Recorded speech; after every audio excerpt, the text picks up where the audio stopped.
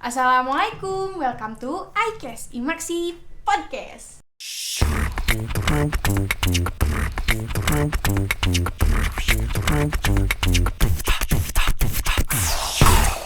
Nah, ketemu lagi nih bareng aku yang bakal bawain beberapa informasi penting bersama narasumber-narasumber yang kece banget. Nah, di bulan puasa yang spesial ini, tim iCast sudah ngundang salah satu bintang tamu yang benar-benar kece banget. Siapa lagi kalau bukan Muhammad Herdiansyah. Halo Kang Muher. Halo Teh Juye, gimana kabarnya Teh Juye? Alhamdulillah baik. Muher sendiri gimana? Baik? Baik banget, alhamdulillah luar biasa. Sekarang lagi puasa apa gimana?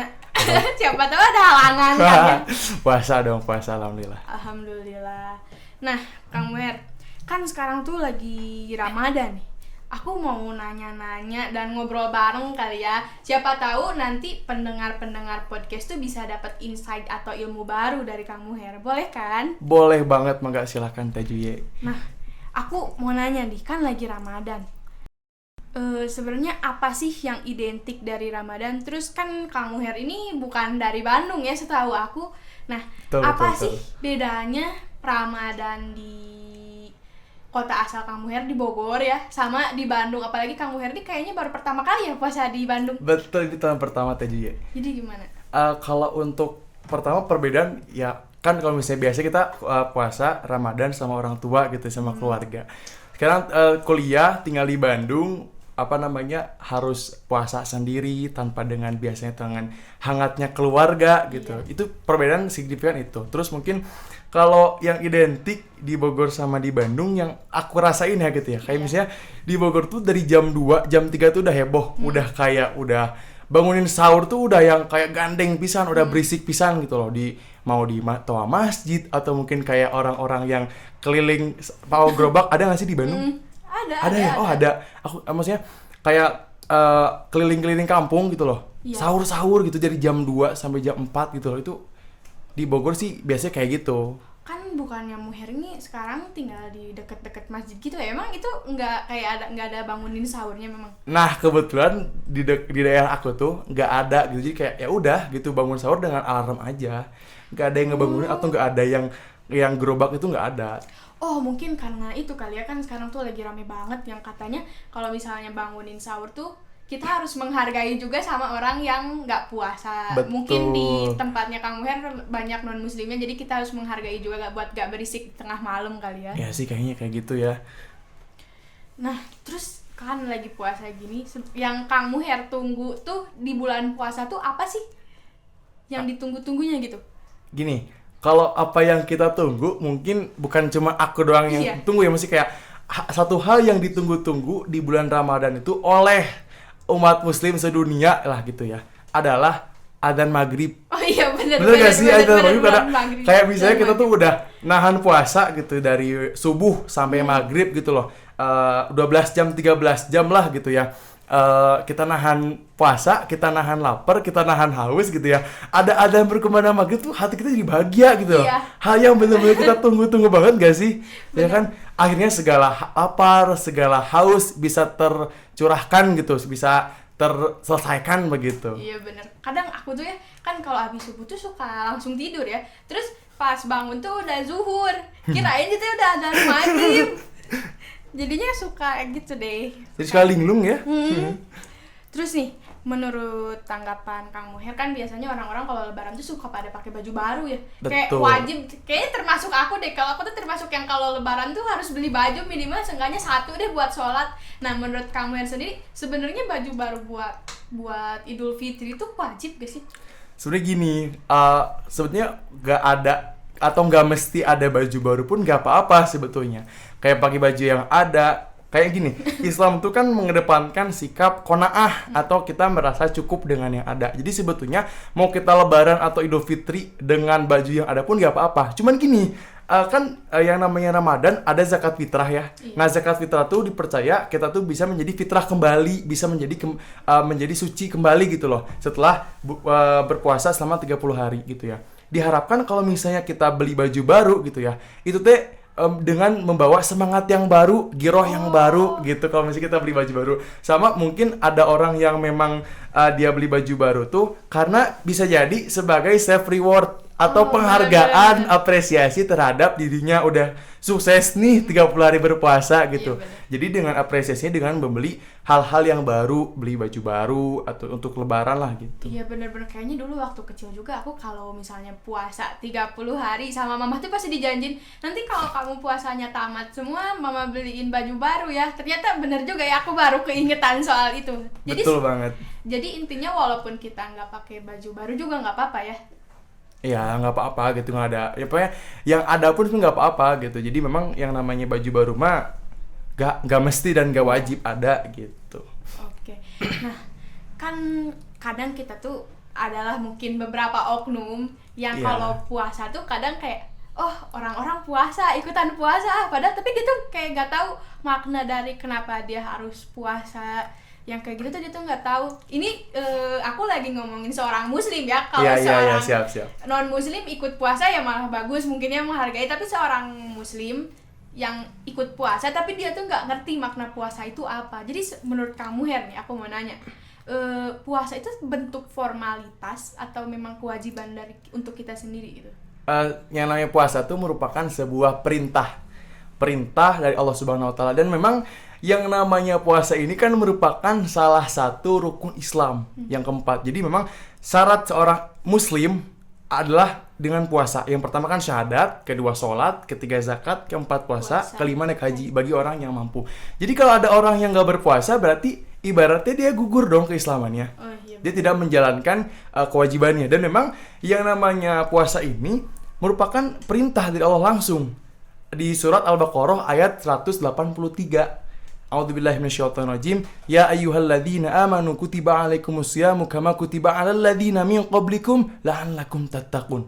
Hai orang-orang beriman, puasalah kalian sebagaimana orang terdahulu berpuasa. Agar apa? Agar kalian bertakwa. Jadi yang namanya puasa itu bukan hanya sekedar formalitas, tapi memang kewajiban, dan tujuan kita berpuasa itu adalah untuk menjadi orang-orang yang bertakwa gitu Teh Juye. Berarti kita tuh kayaknya harus tahu dulu ya supaya nanti pas kita puasa tuh nggak cuma nahan lapar, nahan haus doang. Jadi Ya, biar kita betul, tahu betul. kenapa sih kita harus Betul. puasa. Jadi yang namanya puasa itu bukan hanya sekedar menahan haus, menahan lapar, tapi ada esensi yang terkandung dalam puasa itu gitu. Allah tuh tidak pernah memberikan suatu perintah tapi nggak ada maknanya. Nah, puasa ini adalah sebuah kalau dari segi makna mungkin adalah sebuah bentuk kita menghargai lah gitu. Ada orang-orang yang susah, orang-orang yang kelaparan gitu ya, orang-orang yang nggak punya uang, nggak bisa makan. Nah, kita tuh bisa merasakan apa yang mereka rasakan dengan cara berpuasa. Kita nahan lapar, nahan haus begitu. Nah, ke pertanyaan selanjutnya nih, kan tadi kata Kang Muher tuh kalau puasa itu berarti kan perintah dari Allah, Betul. yang artinya kita harus ngelakuin. Nah, tapi yang sering aku lihat nih, termasuk di orang-orang sekitar aku sendiri, masih banyak orang yang sehat secara fisik dan mental, tapi sengaja nggak ngelakuin puasa, malah secara terang-terangan kayak bilang, aku mau ke warteg dulu aku mau makan dulu, padahal itu jam 12, terus dia kadang juga makan di tengah-tengah orang yang lagi puasa. Nah, menurut Muher sendiri itu kayak gimana sih? Sebenarnya kalau ngelihat kayak gitu rada miris gitu ya, kayak kok bisa gitu, kayak why gitu, kenapa Anda ini kan ibaratnya sehat mental, sehat fisik, tapi Anda tidak berpuasa ya. Taruhlah kalau misalnya perempuan ya, kalau misalnya perempuan kita tahu setiap bulan pasti kedatangan tamu, betul ya Teh Juye ya? Betul. Pasti Teh Juye juga ngerasain gitu, kayak pasti setiap bulan tuh nggak mungkin full ya kan, pasti ada aja tamu yang datang gitu loh. Cuman kalau kita ngelihat seorang muslim laki-laki apalagi, misalnya dia makan, dia minum, atau kayak ibaratnya dia smoking gitu, kayak miris gitu. Kenapa gitu? Kayak sebetulnya orang yang seperti itu tuh gini loh, orang yang gak boleh berpuasa itu ada syaratnya. Ada udzur untuk orang yang gak boleh puasa. Bukan kalau memang orang yang dia masih sehat, masih punya kemampuan untuk berpuasa, ya puasa.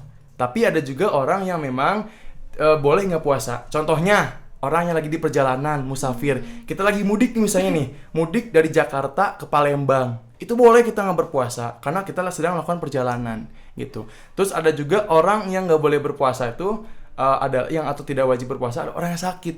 Tapi sakit juga bukan yang kayak sakit batuk, pilek atau demam doang gitu. Tapi memang orang yang sakit itu benar-benar sakit yang tidak ada harapan untuk sembuh. Kayak misalnya orang kanker, boleh nggak berpuasa. Cuman ya miris lah gitu, ada orang yang sehat tapi nggak puasa sama gitu Teh Juye ya. Tapi aku mau nanya dulu nih, tadi kan kalau orang yang sakit itu ada indikator kayak kalau cuma batuk pilek selama dia masih kuat puasa dianjurkan untuk tetap puasa. Betul. Kalau tadi yang perjalanan kan ini kayak contoh nih, aku aja dari Ciwastra ke kampus ini habis melakukan perjalanan. Aku boleh buka nggak menurut Kang Mer? Nggak boleh. Nggak, maksudnya perjalanan juga ada syaratnya gitu. Kayak misalnya pertama syarat perjalanannya itu harus memang mencari ridho Allah atau sedang menjalankan kewajiban. Contohnya gini, aku tinggal di Bogor. Nah misalnya Teh Juye tinggalnya di Madura, di Jawa Timur. Oh, iya. Aku misalnya pergi naik mobil. Aku niatnya tuh misalnya lagi bulan puasa, aku niat pengen bayar utang ke Teh Juye misalnya. Itu kan kewajiban. Kita lagi puasa, kita melakukan perjalanan. Itu boleh kita nggak puasa. Ada hitungnya nggak sih Kang Mer kayak minimal kilometer? Nah, kayak gitu. untuk minimal tuh yang aku tahu ya gitu, 3 farsah.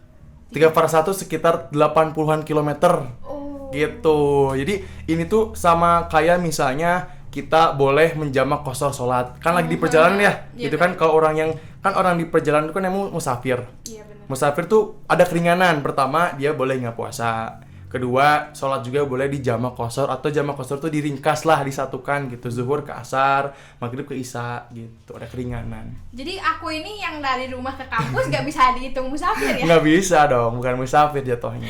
Oh iya, terus kan kita lanjut ke pertanyaan selanjutnya, kan kita lagi puasa nih. Betul. Sebenarnya amalan-amalan baik apa sih yang harusnya kita lakuin selama bulan puasa ini? Amalan ya? Iya. So gini, kalau mengenai amalan, yang terpenting adalah menjaga sholat 5 waktu. Karena gini loh, ngapain puasa tapi nggak sholat? Iya. Kayak gini loh, ibarat gini loh, kalau kita puasa tapi nggak sholat, ini gelas. Ini gelas. Ini kita masukin air, tapi kita gelasnya bolong, gitu Teh Juye. Bayangin, gimana kita ngisi gelas tapi gelasnya bolong?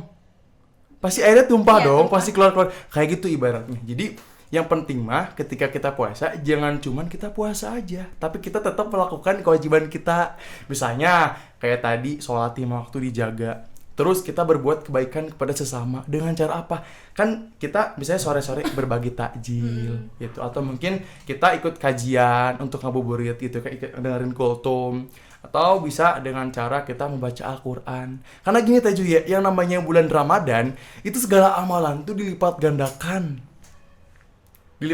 sama Allah. Beda pokoknya mah di bulan Ramadan ini kayak misalnya nih, kita sedekah di bulan biasa sama sedekah di bulan Ramadan tuh beda, lebih berlipat ganda di bulan Ramadan. Kayak Teh Juye misalnya nih, cuman ngasih kurma atau ngasih air minum ke orang yang lagi akan berbuka, lagi berpuasa, itu pahalanya lebih besar dibandingkan puasa ketika kita ngasih uang ke orang lain ketika bulan biasa gitu.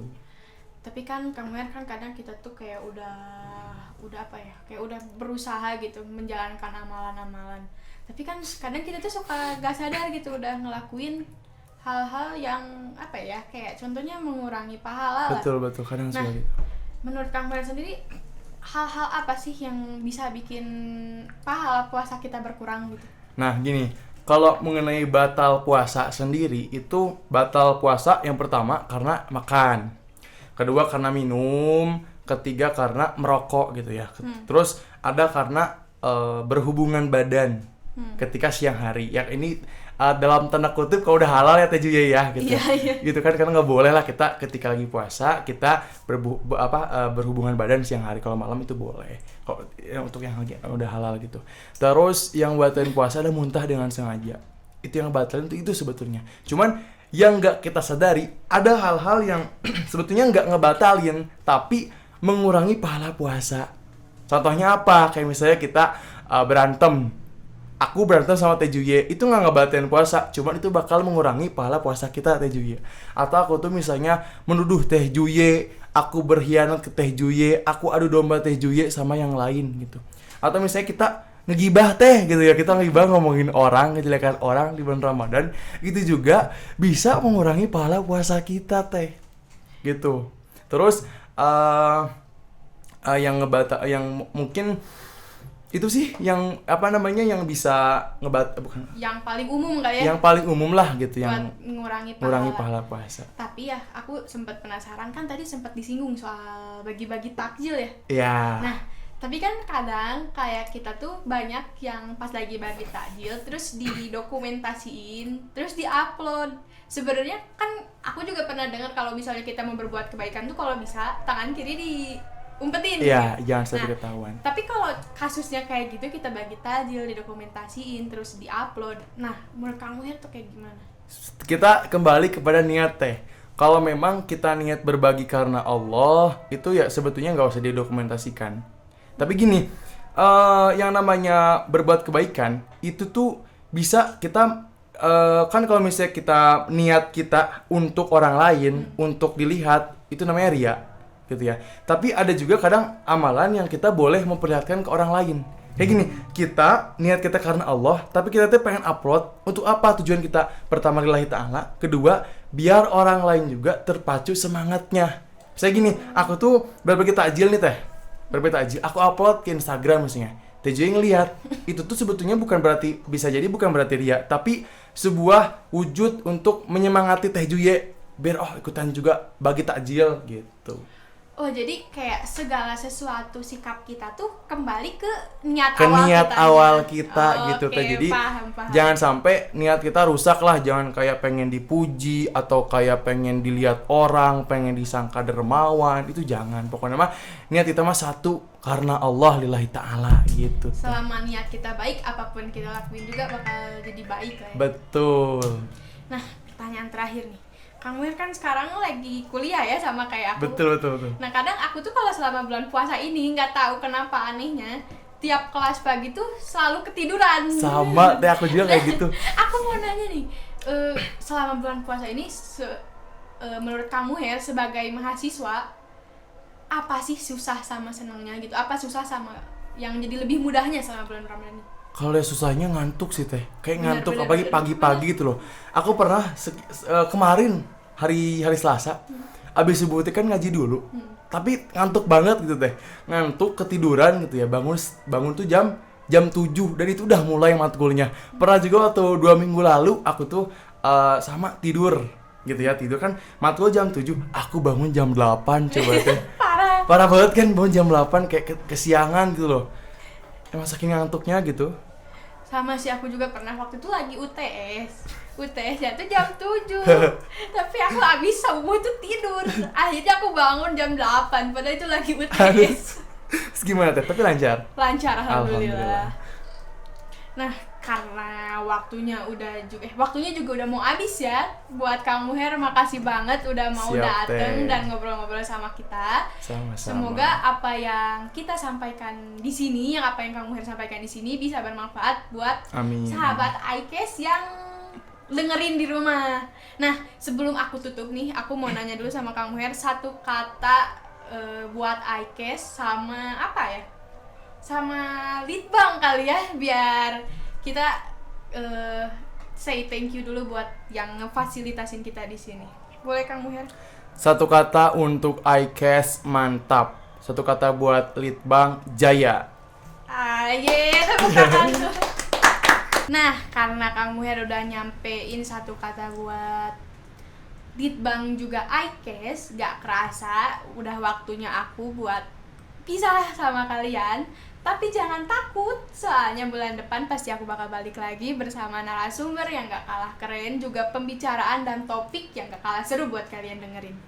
Nah, kalau gitu terima kasih buat Kang Muher atas kebersamaannya tadi. Kembali kasih Teh Juye. Mohon maaf kalau selama pembicaraan kita tadi terdapat salah-salah kata. Saya Pirlo Putri, Fabi undur diri. Dadah! Dadah! Sebelum kalian close podcast ini, aku mau ngingetin kalian untuk follow akun-akun yang bakal disemangatin di kolom deskripsi. Kalau gitu, assalamualaikum!